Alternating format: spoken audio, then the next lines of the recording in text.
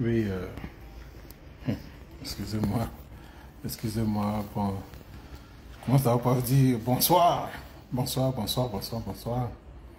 Je, je fais cette sortie à cette heure aussi tardive de la journée, excusez-moi, ou de la nuit pour certains, parce que les circonstances nous l'imposent. Donc, je, je suis... c'est pas par où je vais commencer.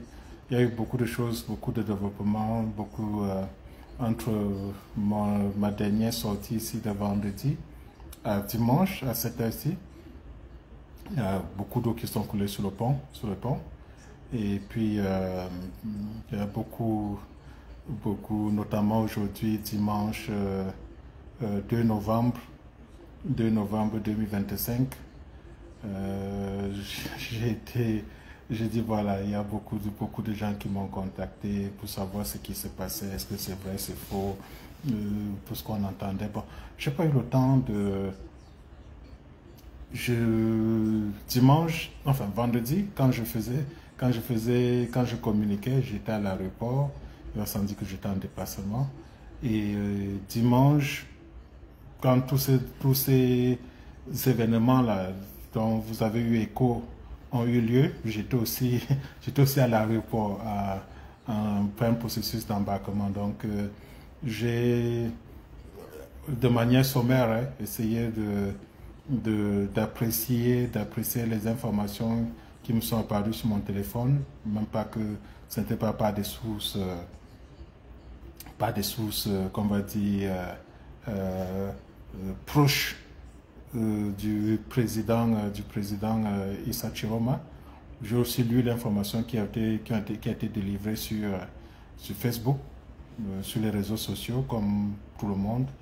J'ai apprécié l'information et puis j'ai un peu essayé d'appeler une personne pour vérifier. Et puis la réponse de cette personne-là, c'est celle que j'ai publiée sur ma page Facebook tout de suite avant de monter dans l'avion. Donc, il ne faut pas croire, il faut pas croire, les choses se passent comme on avait prévu.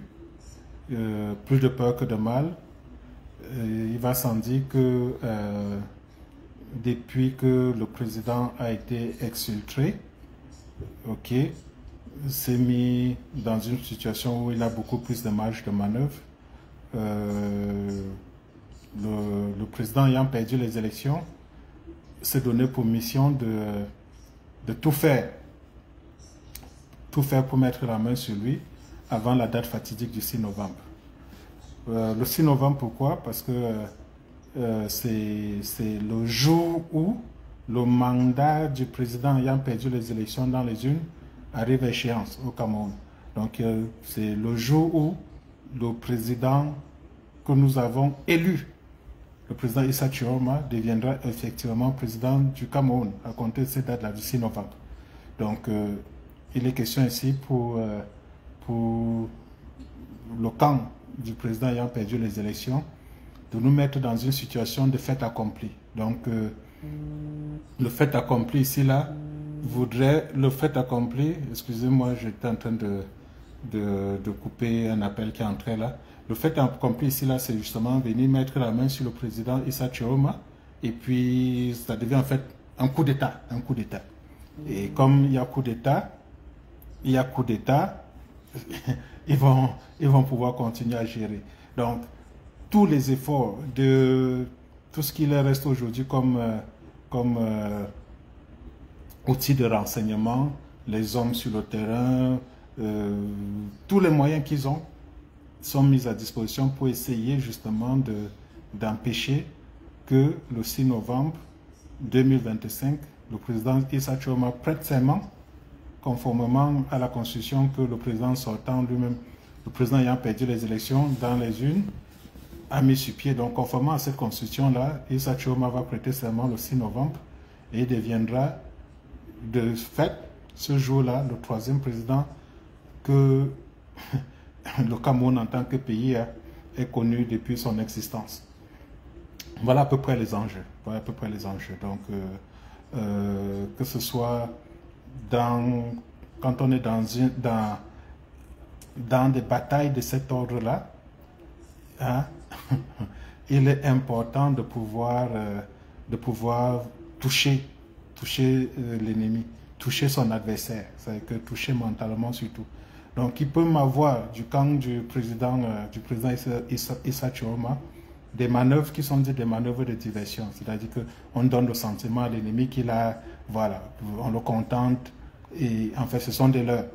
Ce sont des leurres qui peuvent être jetés comme ça là, juste pour les distraire et utiliser des manœuvres de contournement pour pouvoir arriver plus facilement à un objectif qu'on s'est fixé.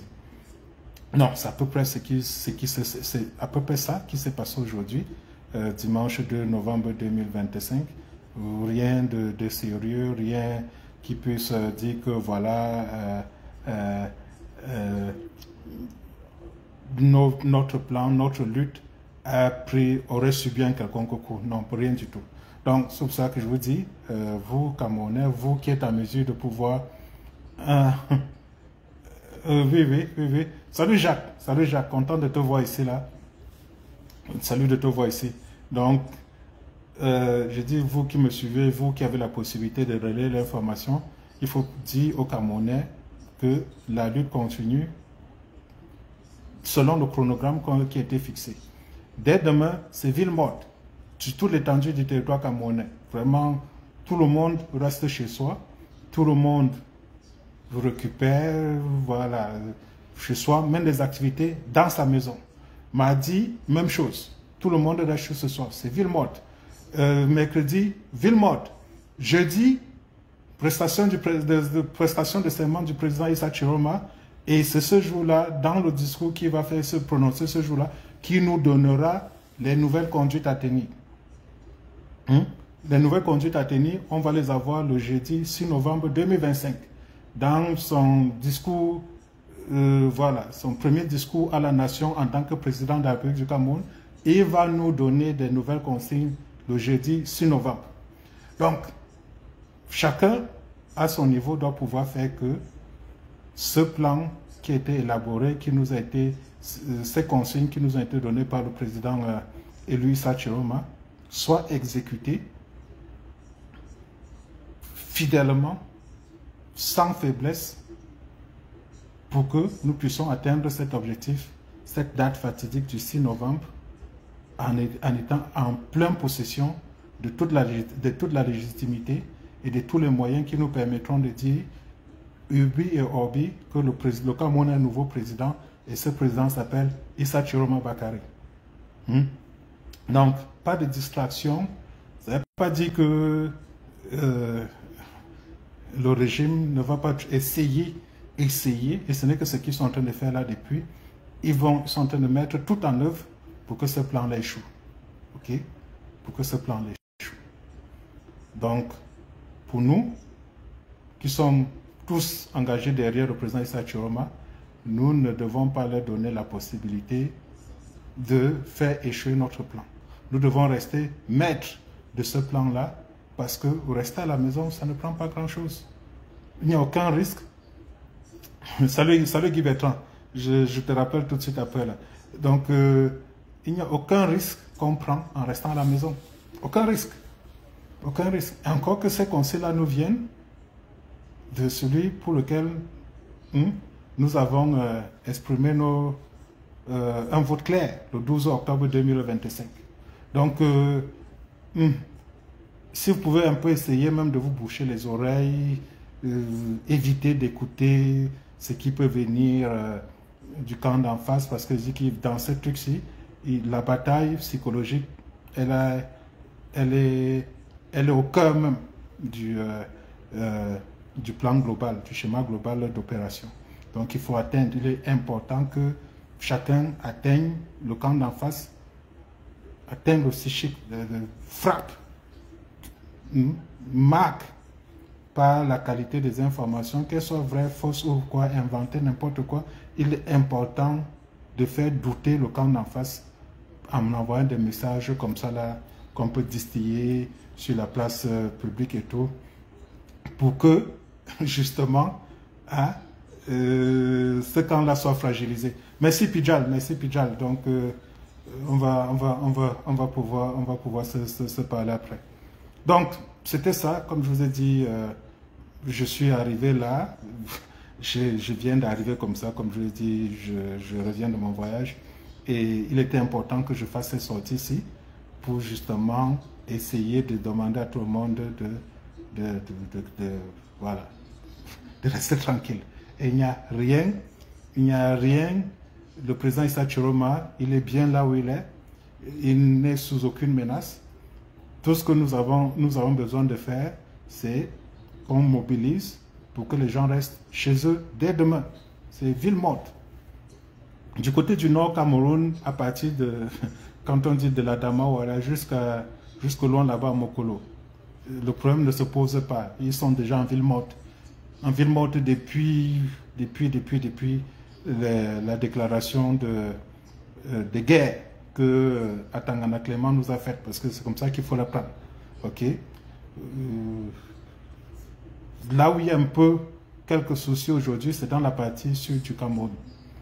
Quand je dis le sud, je ne parle pas des Bolova, je parle de tout ce qui est en dessous de l'Adamawa. Donc, il y a toujours quelques petits malins qui essayent de pouvoir faufiler. Ils sont en train de se battre pour éviter que les mots d'ordre du président Issa Chiroma soient suivis dans cette zone-là. Mais donc, je crois que si nous voulons que les choses se passent conformément à notre volonté exprimée dans les urnes, il faudra que nous suivons ce mot d'ordre-là. Dès demain, c'est ville morte. C'est ville morte. Tous ceux qui sont... Tous ceux pour qui même... qui sont au cœur de cette lutte, parce que c'est d'abord une... Cette lutte, c'est une question de suivi. Les gens se battent au Cameroun aujourd'hui pour suivre. Parce qu'il manque de tout. Il manque de tout. Il n'y a pas de travail, il n'y a pas d'eau, il n'y a pas d'électricité, il n'y a pas de moyen de se faire soigner.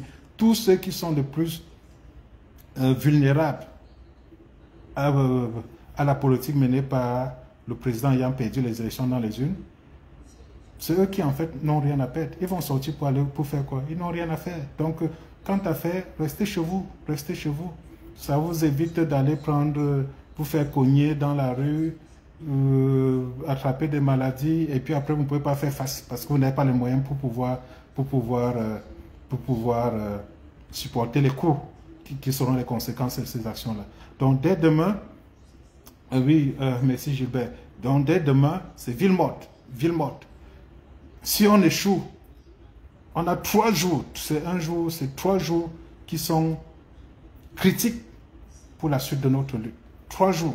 Si on échoue, si un de ces jours-là ne marche pas comme prévu, tout le plan va être déraillé. Tout le plan qui était mis sur pied va être déraillé.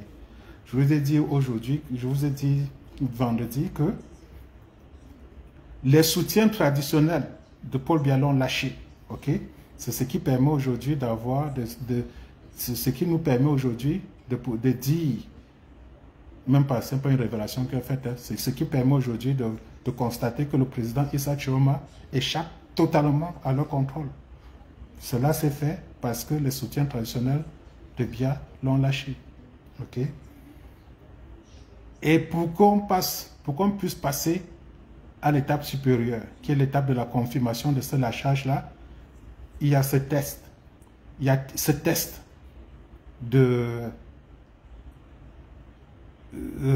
ce test sur le contrôle effectif de ces hommes qui étaient soumis à Issa Chiroma. C'est pour ça que Issa Chiroma nous a demandé d'entrer en ville morte. Le 25-27, là, quand Clément Tangana faisait sa déclaration de guerre, il n'y a pas eu de mot d'ordre d'Issa Chiroma. Le véritable mot d'ordre d'Issa Chiroma, c'est celui qui nous a été donné là pour dès demain.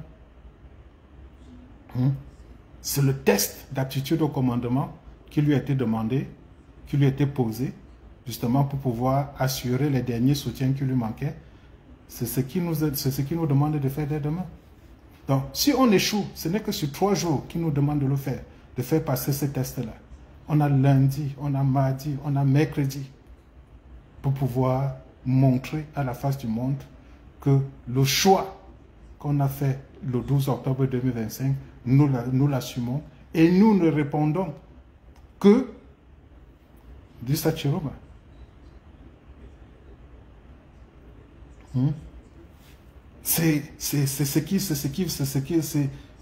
Voilà tout l'enjeu. Voilà tout l'enjeu. Il ne faut pas prendre ça à la légère. On est le moment de, on ne peut pas avoir fait tout ce que nous avons fait et venir s'écrouler pendant ces 3 derniers jours-ci. Pendant ces 3 jours-ci. Ok? On maintient le cap. On maintient le cap. On observe scrupuleusement le mot d'ordre de Villemot. Pas un seul jour, pas 2 jours, mais pendant 3 jours. Lundi, mardi, mercredi. Et puis jeudi, le président, ça nous permet justement, c'est ça, c'est le respect de ce mot d'ordre-là qui va nous permettre d'accompagner le président Issa Chiroma dans sa prestation de serment qui aura lieu jeudi. Beaucoup de gens m'ont posé la question de savoir, mais il va prêter le serment, il va faire sa prestation où? Comment? Sous quelle forme? Je dis, de là où il est, le président Issa Chiroma fera sa prestation de serment, il fera ça devant le peuple qui est souverain. Donc il va nous envoyer, il va nous projeter la vidéo de sa prestation de serment et ça sera suffisant pour faire de lui le président de la République du Cameroun. Il ne peut pas composer avec Clément Tangana parce que Clément Tangana c'est un putschiste. Il ne peut pas composer avec quelques instances institutionnelles aujourd'hui au Cameroun parce que toutes ces instances-là sont des instances putschistes. Il va composer avec le peuple camerounais qu'il a élu, donc il va faire sa prestation de serment. Il va nous partager les images de cette prestation de serment-là et ça sera suffisant. Ça sera suffisant. Voilà les enjeux. Et je ne crois pas que ça fait 43 ans que nous supportons bien. Ça fait 43 ans que chacun, nous partons, quand on part, on se couche, on se lève, on guette notre téléphone pour savoir si bien est toujours président Cameroun. Parce qu'on en a marre, on en a marre, on en a marre. Si on vous demande encore de supporter bien pendant 3 jours, dans les circonstances définies par le président Issa Chiroma, ça c'est pas cher payé, c'est à la portée de tous. C'est à la portée de tous. Donc chacun reste chez lui, lundi, mardi, mercredi, et puis jeudi, on célèbre la prestation de notre victoire, on célèbre l'arrivée d'un nouveau président au Cameroun, et puis on reste à l'écoute.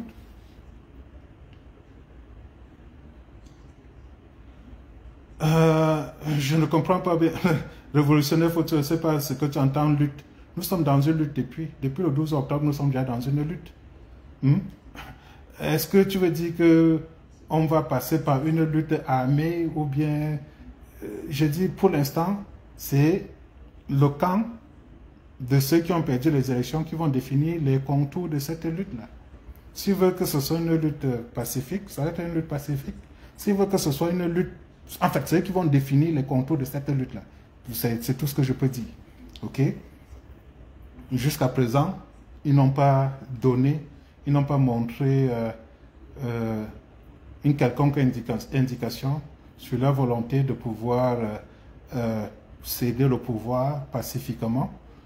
Donc, ça laisse la porte à toutes les possibilités. Ça laisse la porte à toutes les possibilités. Donc, il ne faut pas que les mots effraient ici. Quand on veut se pouvoir faire imposer, respecter une certaine volonté, il faut être prêt. Il faut être prêt à la faire par tous les moyens. Je dis, ces moyens-là seront exclusivement dictés par l'attitude de ceux qui sont en face. Ceux qui vont définir sous quelle forme cette transition-là va se faire. Pour l'instant, nous, en tant que peuple, nous avons fait ce que nous voulons faire. Dès le 6 novembre, le président Issa Chiroma va, en fonction de l'attitude des gens d'en face, définir comment est-ce qu'il fera pour pouvoir aller s'installer et tout dit. C'est ce qui est là. Il ne faut pas mettre la charrue avant les bœufs. Quand on vous parle aujourd'hui des militaires loyalistes, dans l'armée, effectivement, il y en a beaucoup. Je dis que l'écrasante majorité de l'armée camerounaise est contre le régime actuel. L'écrasante majorité de l'armée camerounaise vit le problème de l'écrasante majorité de la population camerounaise.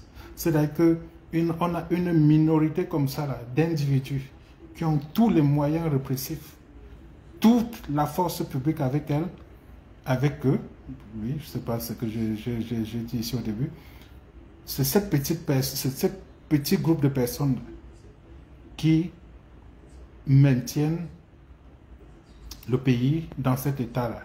C'est eux qui imposent la conduite à tenir à tout le monde, que ce soit dans l'armée, que ce soit dans la population civile.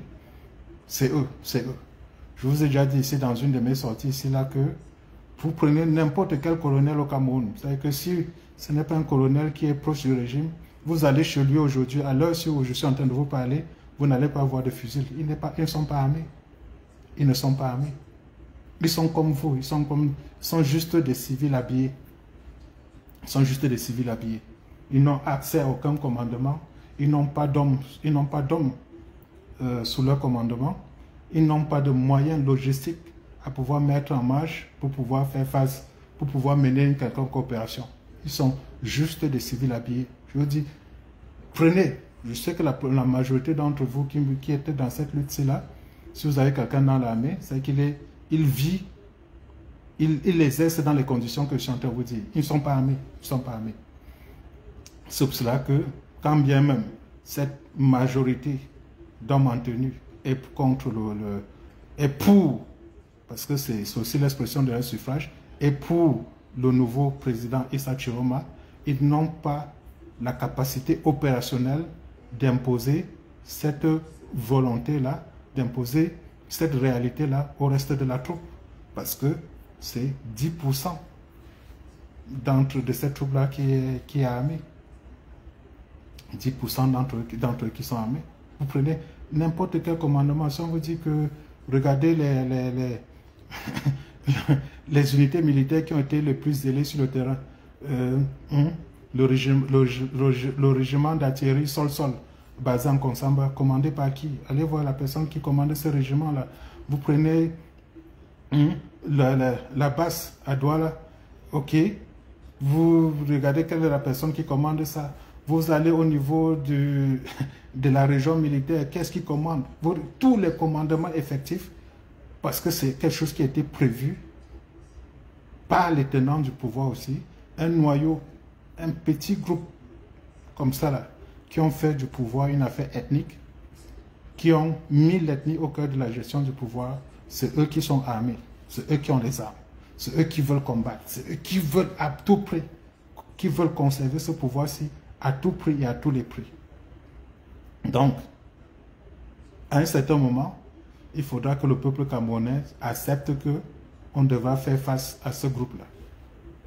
On devra faire face à ce groupe. Et malheureusement, je dis encore, c'est à eux de définir les contours dans lesquels cette transition-ci va se faire. Si elle est pacifique, tant mieux, c'est ce que nous le souhaitons, c'est ce que nous leur demandons. Mais si ça doit se faire par d'autres moyens, bon, que bien en face. C'est la réalité. C'est la réalité. C'est des gens qui ne sont pas du tout prêts à lâcher le pouvoir. Hein. J'ai essayé un peu ici, là, dernièrement, sur Facebook, en train de vous dire, si vous regardez, tous les chefs ultimes de tout ce qui au Cameroun peut porter une arme, tous les chefs, si vous voyez un corps au Cameroun qui est habilité à porter une arme, qui est habilité à mener des combats, vous regardez quel est celui qui commande ce corps-là. Vous allez voir qu'ils viennent du centre ou du sud du Cameroun.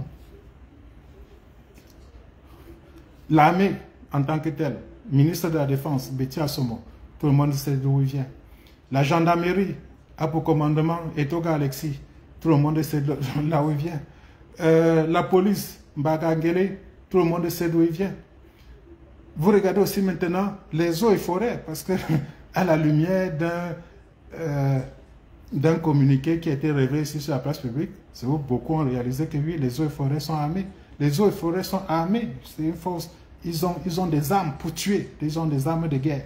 Ils ont pour ministre du tutelle Jules Ndoren Ndongo, qui vient de là où on sait. Le 5e corps qui est armé, ils sont habilités à combattre et vous allez, ils portent même des tenues avec des grades. Vous allez voir des sous-lieutenants, lieutenants, capitaines, commandants dans ce corps-là. C'est les douanes. C'est les douanes. Et le ministre du tutelle, c'est Motazé. Tout ceci a été mis sur pied dans un plan, dans une stratégie globale de conservation de pouvoir à tout prix et à tous les prix. En se basant sur quoi? Exclusivement sur la tribu. Et c'est cette vision-là qui est en train d'amener le Cameroun sur une pente très dangereuse aujourd'hui. Parce que ceux-là, ils ne veulent pas lâcher. Ils ont dit que le palais de Toudi, c'est devenu leur chefferie. C'est devenu leur chefferie. C'est pour eux. C'est pour eux. Et exclusivement pour eux. C'est exclusivement pour eux. Quand j'ai fini de lister tout cela, tout ce que j'ai dit, vous prenez n'importe quel organisme aujourd'hui au Cameroun qui dispose des forces armées. Quand on dit des forces armées, c'est des hommes porteurs des armes létales. Je viens de vous illustrer que tous ces organismes-là, tous ces groupes-là ont à la tête quelqu'un qui vient du centre ou du sud. On peut parler prosaïquement, on va dire prosaïquement que ce sont des bêtises. Si vous regardez maintenant aussi des structures, parce qu'il ne suffit pas de porter des armes, il faut pouvoir maintenant les accompagner avec une certaine logistique, les finances. Regardez encore, quels sont ceux qui gèrent les caisses publiques aujourd'hui au Cameroun. Vous allez voir, à votre grand étonnement, que vous prenez n'importe quelle structure qui est chargée de collecter les recettes, d'imposer les Camerounais, de gérer ces finances-là, ces ressources-là. Vous allez voir que ceux qui sont à la tête de ça viennent du centre ou du sud. Qui est le président, qui est le directeur de la BEAC nationale. Allez voir. Vous allez regarder qui est ministre des Finances. Allez voir. Vous allez regarder quel est le directeur de la Caisse nationale de prévoyance sociale. Allez voir. Vous allez prendre quel est celle ou bien celui qui est à la tête de la société de recouvrement des créances du Cameroun. Allez chercher. Vous voulez voir. Je dis que n'importe quelle structure qui touche soit à l'argent, soit aux armes, est gérée exclusivement par les gens du centre ou du sud Cameroun.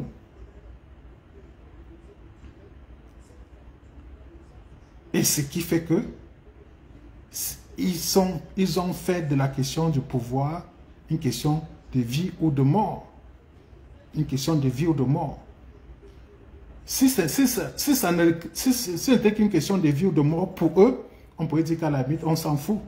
Mais ils ont décidé que cette question-là, ils vont entraîner la majorité des Camerounais dans ce combat-là. Ils veulent en faire une question de vie ou de mort pour l'ensemble du Cameroun. C'est pour ça qu'ils vous ont toujours dit le slogan de campagne, moi ou le chaos. Nous, soit vous nous conservez, nous, Betty, comme ultime propriétaire de ce pays-là, soit ça va être le chaos pour le grand nombre. C'est toujours ce choix cornélien-là qui nous ont donné.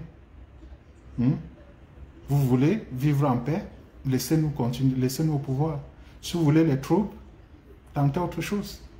Et c'est ce qui est en train de se passer depuis le 12 octobre 2025. Depuis qu'ils ont su qu'ils ont perdu les élections, que les Camerounais ont majoritairement voter quelqu'un qui ne venait pas de cette aire géographique-là, nous sommes dans cette situation-là. On nous parle d'aujourd'hui, entre le 12 octobre et à cette heure où je vous parle, on vous parle de 32 morts au Cameroun. Toutes tuées par balle.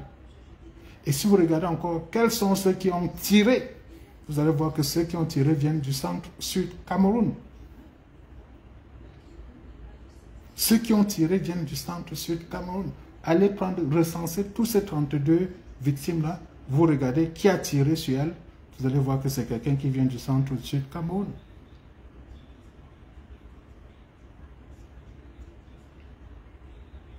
Donc, c'est...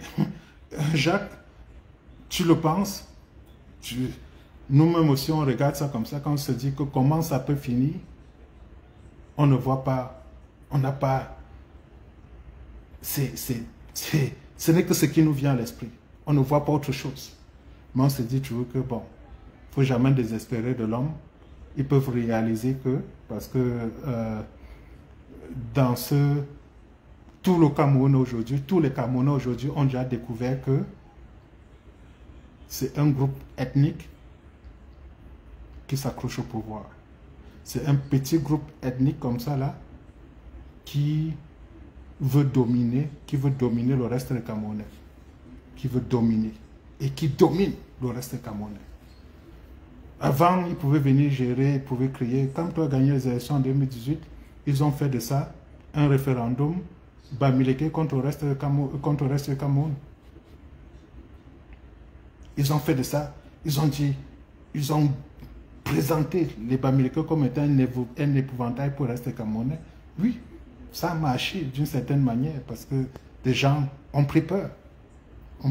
Mais cette fois-ci, c'est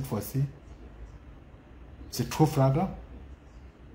On voit que ceux qui veulent détourner le vote des Camerounais, c'est cette élite tribale. C'est cette élite tribale. Quand je parle d'élite,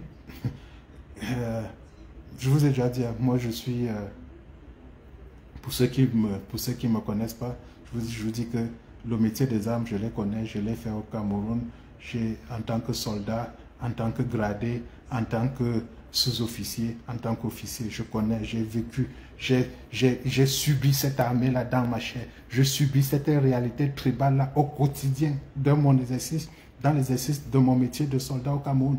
Je dis que je le vivais au quotidien.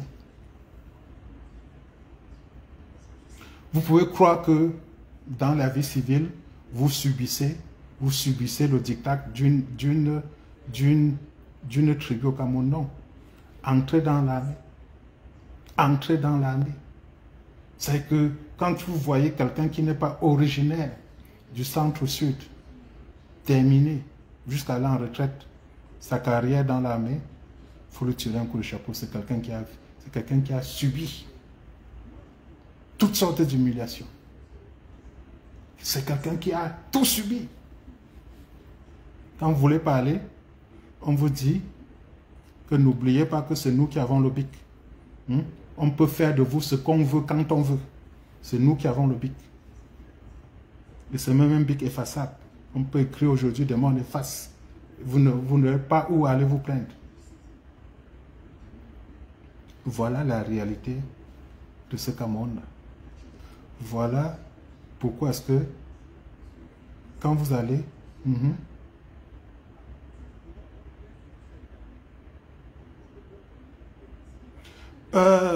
Titi Abdul, je ne fais pas d'amalgame entre le peuple bêti et le petit groupe. Je fais ce que vous dites depuis là, que c'est un petit groupe tribal qui est à l'origine de tous ces problèmes-là. Et rien à voir avec le groupe petit dans sa globalité. Quand vous regardez comment est-ce que les résultats des dernières élections, on vous dit que dans les départements, on dit le centre à combien, je crois, c'est 10 départements, 9 départements hors le Fundi. Dans 9 départements, Paul Biya a eu quasi 100% dans tous les autres départements. Qui peut le croire? Qui peut le croire? Donc, c'est ces petits groupes-là qui, justement, essayent de lier leur suivi à celui du peuple bêti qui crée cet amalgame-là. Pas ceux qui dénoncent cette réalité. Pas du tout. Nous savons tous que quand vous regardez Grégoire Ouna, qu'est-ce qu'il a fait pour l'arrondissement de Ngomezap? Rien du tout. Est-ce qu'il est populaire en Ngomezap? Pas du tout. Est-ce qu'il est régné en Ngomezap? Oui, il est régné là-bas. Mais quand il descend en Ngomezap, il va vous présenter notre discours pour dire, ok, les gens, s'ils veulent venir retirer notre pouvoir, venez nous aider à conserver notre pouvoir. Il arrive à convaincre certaines personnes, mais le plus grand nombre reste toujours lucide. Donc, quand on va dire qu'il faut aller essayer, même pas, puisqu'à un certain moment, il ne faudra pas faire l'économie de ça. Il faudra justement, cette lutte-ci va finir par converger à Yaoundé. Cette lutte-là va finir par converger à Yaoundé. Et ça ne va pas être une lutte aveugle. Ça ne va pas être une lutte aveugle. On connaît très bien quels sont ceux qui sont à la manœuvre. Que ce soit dans l'armée, que ce soit dans la vie civile, on connaît ceux qui sont à la manœuvre. On sait bien que l'adversaire ici, c'est Famendongo. Et ça n'a rien à voir avec le Djairobo. On sait bien que l'adversaire, c'est Motazé. Ça n'a rien à voir avec non, j'ai que Famendongo, c'est l'Anvila. L'adversaire, c'est Famendongo, ça n'a rien à voir avec l'Anvila. L'adversaire, c'est Motazé, ça n'a rien à voir avec le Djairobo. C'est ça qu'il faudra garder à l'esprit. Donc, il n'y a pas un problème et ça c'est même contre-productif de croire que et d'affirmer que tout le Cameroun a plébiscité Issa Chiroma, sauf les populations du centre-sud Cameroun. Non.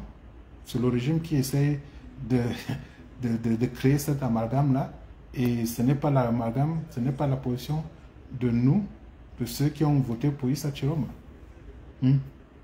Donc, je suis en train de faire dans la digression ici, là, c'était pas ça l'objet de ma sortie. Ma sortie ici, c'était venir dire, ok, les gars, rassurez-vous, le président Issa Chiroma se porte bien. Il est en train de préparer son discours d'investiture du 6 novembre. Il va prêter serment le 6 novembre. Le 6 novembre, il va nous donner des nouvelles conduites à tenir. Mais en attendant, c'est ville morte lundi. C'est ville morte mardi, c'est ville morte mercredi. Et puis jeudi, on va tout suivre le discours d'investiture du nouveau président de la République du Cameroun, dans lequel il va nous donner des consignes pour le reste de la semaine et peut-être même pour le reste de son mandat. Mais pour l'instant, ce qui nous est demandé, c'est sur 3 jours. 3 jours. 3. Lundi, mardi, mercredi. 3 jours seulement. Pas plus. Pas plus. On fait ville morte. Chacun se soit, chacun pense ses blessures, chacun essaye de récupérer, de s'imaginer le Cameroun de demain sans Biya et se préparer justement à cette nouvelle ère. C'est ça l'essentiel de mon message, pour vous dire, ok, il y a eu un peu beaucoup de bruit aujourd'hui, mais comme on va dire, généralement, c'est plus de peur que de mal. Prenez ça comme étant un galop d'essai qui a été jeté sur la place publique pour voir comment est-ce que le Cameroun pourrait répondre à une telle si jamais une telle éventualité se produisait. C'était à peu près ça. Mais bon, rien ne s'est passé. Tout est sous contrôle. Rendez-vous le 6 novembre. Enfin, le 6 novembre, c'est un rapport d'étape pour nous, parce qu'il va y avoir un événement majeur qui va se produire au Cameroun. Ça va être la prestation de serment du nouveau président de la République et qui va faire que de facto, tous ceux qui vont aller, qui vont continuer à répondre aux ordres du président sortant, le président ayant perdu dans les urnes, ils seront dans l'illégalité. Tous les militaires qui vont continuer à exécuter les ordres venant de Yaoundé à partir du 6 novembre seront des rebelles. ils seront des rebelles. Parce que quand vous suivez le président Issa Chiroma dans sa communication aujourd'hui, il vous parle toujours des forces loyalistes. S'il y a des forces, si on a amené à parler des forces loyalistes, c'est parce qu'en face, il existe des forces non loyalistes. Ce sont ces non loyalistes-là qui sont à la poursuite du président Issa Chiroma. À partir du 6 novembre, on ne va plus dire que des forces non loyalistes, on va dire que les forces rebelles. C'est comme ça qu'ils seront considérés. Ça, c'est les rebelles. Et dans tout pays, on ne transige pas avec les rebelles. On ne transige pas avec les rebelles. On met fin à la rébellion. Et je crois, je ne suis pas dans les secrets des dieux ici pour pouvoir définir déjà une feuille de route au président Issa Chiroma. Dès le 6 novembre, comme je dis, ils sont des rebelles, il va trouver les moyens de traiter ces rebelles.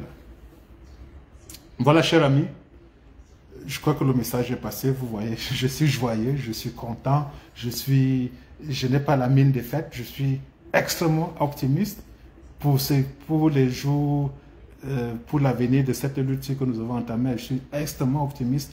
Il n'y a pas chez moi l'ombre d'un quelconque doute. Et je souhaiterais que tous ceux qui me suivent aient la même attitude. On est déterminé, on est concentré. On se dit que nous tenons le bon bout. Le bout de tunnel, nous le voyons. Ce n'est pas le moment de lâcher. Donc dès demain, on fait une petite pause. Moi-même aussi, je serai en pause. Je ne vais pas... Il n'y a pas de live Facebook lundi, il n'y a pas de live Facebook mardi, il n'y a pas de live Facebook mercredi. Ça, c'est ma part aussi de ville morte que je suis en train d'observer. Ok? Allez, chers amis, merci beaucoup de m'avoir suivi. Je vais vous souhaiter une très bonne nuit, parce que c'est qu'il y a beaucoup qui me suivent ici à partir de l'Amérique du Nord. Et puis, bon début de journée pour ceux qui sont peut-être au Cameroun, en France ou bien en Europe. Allez, portez-vous bien.